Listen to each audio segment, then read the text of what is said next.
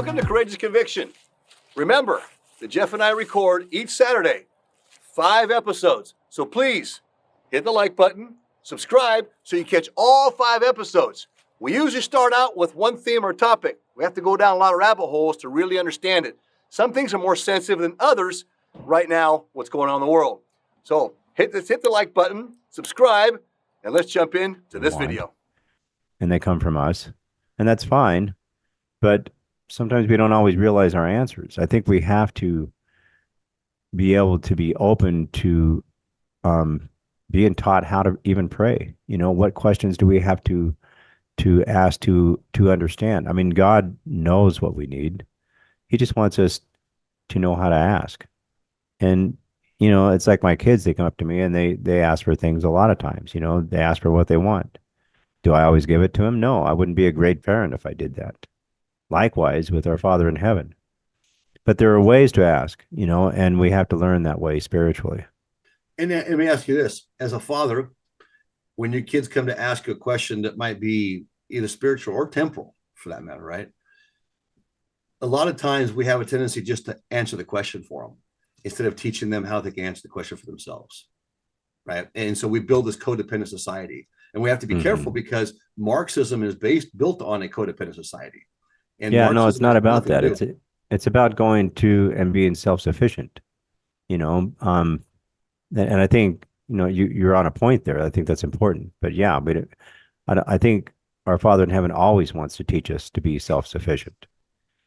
But he's not leaving us alone. He very much wants us to understand the things that we need to understand that's going to make our lives better. But nothing's going to be handed to us, you know, on a platter, you know. Sure, we're going to be blessed if we pay tithing and if we read the scriptures. Those are things that we have to be able to do.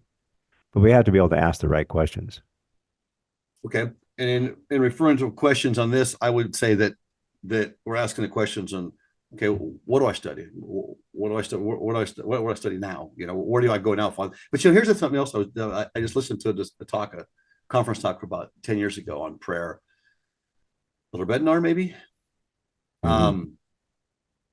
And along the lines of that in prayer that we can ask, but if we don't make our effort to go seek for ourselves, that the Lord can't answer that question. The question is answered only after, well, again, we fall back to after all we can do. After all that we can do, if we really want to know, then we go out and do it ourselves too. And here's what he said. Is Elder Bednar was saying. I believe it was Elder Bednar. Don't misquote me on that, but that in prayer we ask, but many times we ask thinking that we're just going to get it given to us, right? Right. What we need to do is, and sometimes that answer doesn't come, like you said. We have to make choices. We go to the Lord with a choice. Maybe, okay, let's narrow it down to 3 choices. You go to the Lord and say, okay, Lord, I want to know which of these 3. Well, actually, what he's saying is that you need to go to the Lord and say, I've chosen this one. This is the one I'm going to go on. I'd like a confirmation if this is the right choice or not. This is why I feel this way. And then he said, act on it, move on it. Sometimes you won't get the answer until you actually get yourself into it. You know, after you jump into the pool, you either figure out how to swim or you realize, well, actually I'm in the shallow end and I don't know how to learn how to swim. I need to get out. This is the wrong water. Right. And he was explaining that. And so following back to section 88, so we don't go too much of the rabbit holes, but breaking this down, you know, things shortly come to pass, as we just talked about, things which are at home here nationally in our nation, right? Things which are abroad, in other words, what's going on in Israel. And here's another idea. I need to know the truth, what's going on in Israel, not just put them here on these controlled media giants, right? That are in bed with the whole World Economic Forum agenda. I need to know what's really going on in Israel. Well, how am I going to know that? I need to know the temporal part of it, the history behind what's going on there. You know, and when I was in the Holy Land, you know, we went into 3 different, you know, Palestine's broken up, it's fragmented, right? So we went to 3 different areas of Palestine. And so, you know, when you're driving around there, and it's really interesting because it's like going through the walled-in cities for the most part. And so, you know, going to this Palestinian nation and coming back out again with the rest of Israel, it was really kind of strange, but you could always tend to sense the friction. Now, had I not had better understanding of the history behind what's going on, who these people are. Who are the Palestinians? Well, we go back to, you can pick it all the way back. Why are they this war? What's this war about? We're going to go back and need to study history. And the scriptures will teach us that same history, right? It's there. Understanding where we're going to have this problem at, going all the way back to Abraham, right? And so in his two sons, the first two, and Ishmael being one that we forget about a lot, and those are his descendants, Ishmael's descendants, right? And they had a promise as well. It wasn't quite the same promise as the house of Israel, but that's what this whole thing is about. And so you need to have some understanding to be able to read the signs at times of what's going on today, for example, right? And so how do you lead your family? How do you prepare your family? Jumping back into this, the wars and perplexities of nations. So we're talking about politics here. Talking about what causes war. What causes war is politics, and greed, and the judgments which are on the land. So where is the Lord? Where are those judgments coming down that are upon the land? Even in our own country now, you sit here and listen to about people sitting there crying and saying, boy, the borders are open. Just recently there's been, I want to say executive order, but basically the current president of the United States has said, hey, open the borders up in Texas, and they're flooding Texas now with illegals, right? Or undocumented, if you want to say, but undocumented is a really patted down word for the fact that these people are coming in illegally. Now, that's understanding why they're coming here and who's coming is important, because I was sitting there in a meeting one time in church, in City Temple, and I was explaining. They were talking about wanting to expand a Latin branch or a Latin Sunday school. So I was assigned to do that. And with our history being down in Latin America and speak Spanish, and though I butcher the language, I get through.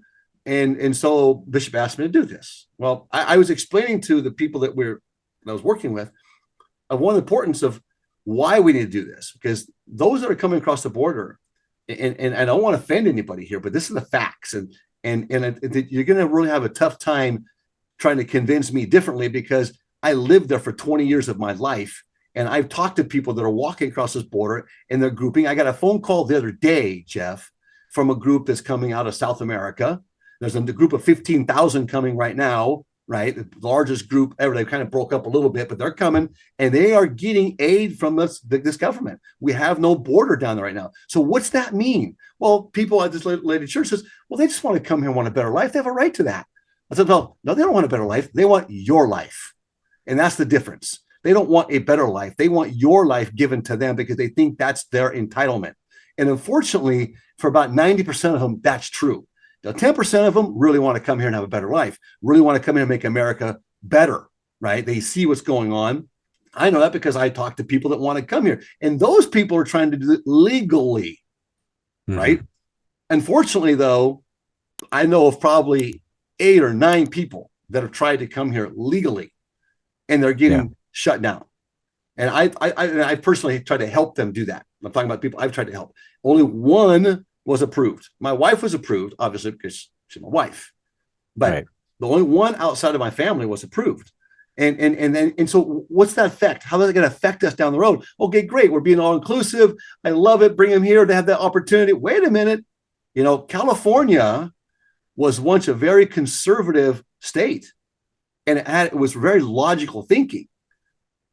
Now, though, because of all this immigration coming in, it's changed its demographics. And now California is a very blue state. And so we need to understand that these people come here with different cultural outlooks. They don't respect the Constitution. They don't respect the founding fathers. You're seeing a movement to pull away from that.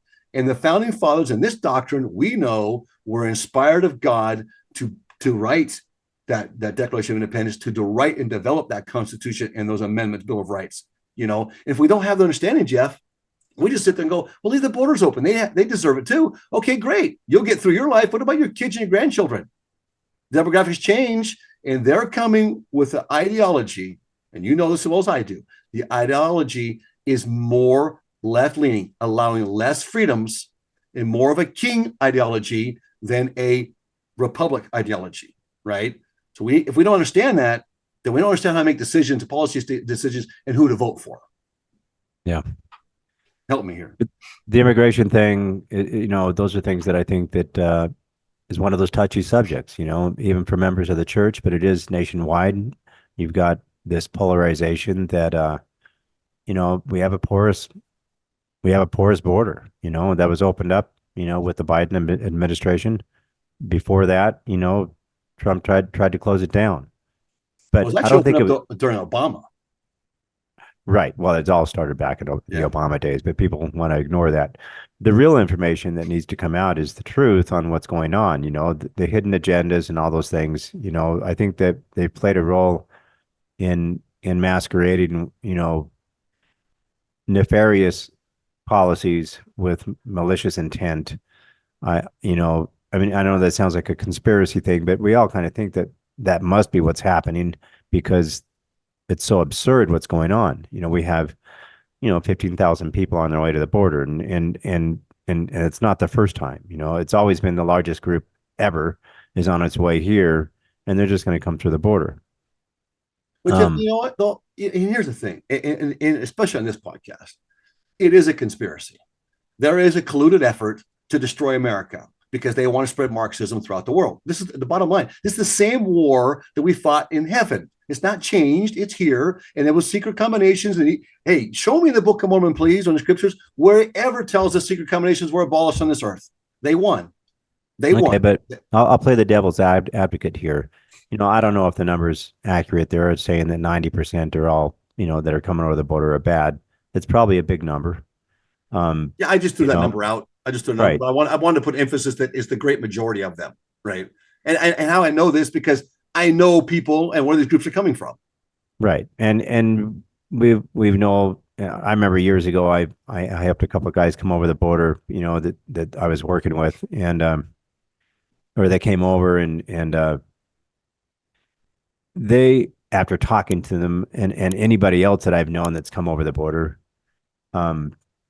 most of them seem to be willing to bring anything up over the border. Not to say that they did or that they would have at the moment, but their philosophy about what comes over the border is different than ours. And it's about making money. So they want to come up here, they have a better life. But, and so I think the main thing to really look at though is that they are still children of God. And coming up here to have a better life.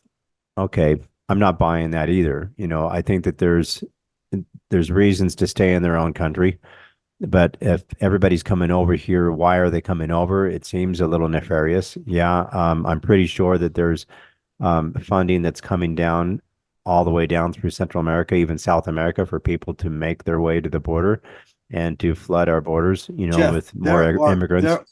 I'm sorry, but there are flights coming in now that are 100% illegal aliens. They're getting free tickets. I don't know where they're getting them from. It's the embassies or where, but they're getting tickets and they're just flying here now. They were just flying. Delta was flying them around once they got here, right? Now they're flying them directly from these countries into the U.S. I'm not surprised. I mean, I saw an advertisement myself years ago where people were, I don't know where the source was, but I'm sure it was the U.S. government that they were saying, hop on a bus and come to the border. We'll get you over the border, and this was an actual advertisement in the newspaper and people were coming with, coming up to the border. And, this is, I think, during Obama's time. Hey, just real quick here. How do we know that what's coming, though, also is not going to be beneficial for us? Well, First Nephi 13. Well, and that's the thing. I think our Father in heaven and has a different plan, probably knows that there are these people that are bad actors in the government. And we are still dealing with human life and children of God. And these people need to be a part of the program, anybody that can, Okay, so I think that, I have to say this though.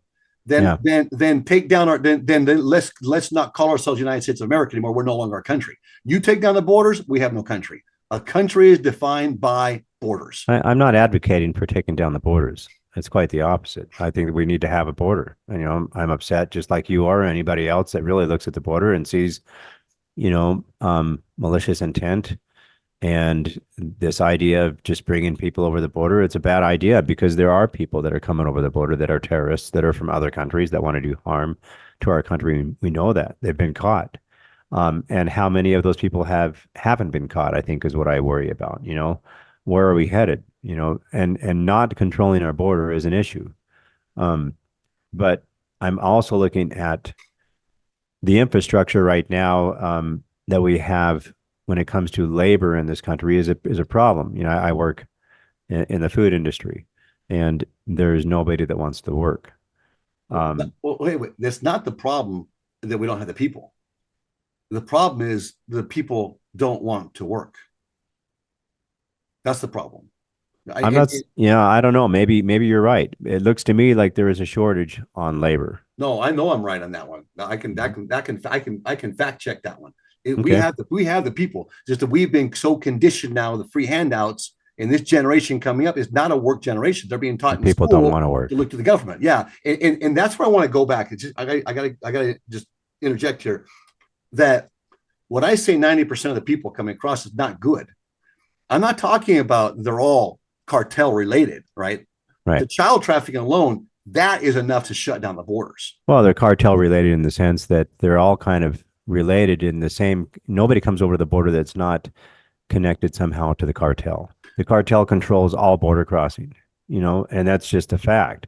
So anybody that's coming over the border, it's a network. Well, it's a business, but not, and whether they're now. coming over through trafficking or whether they're just coming over the border, nobody's coming over the border, with a backpack and just on their own. They didn't get here to this country without a little help. And I thank you for being with us on Courageous Conviction. Remember, there's 5 episodes each week that we put out. We have to go down a lot of rabbit holes, so stay with us, hit the thumbs up, subscribe, and don't miss tomorrow's episode on Courageous Conviction.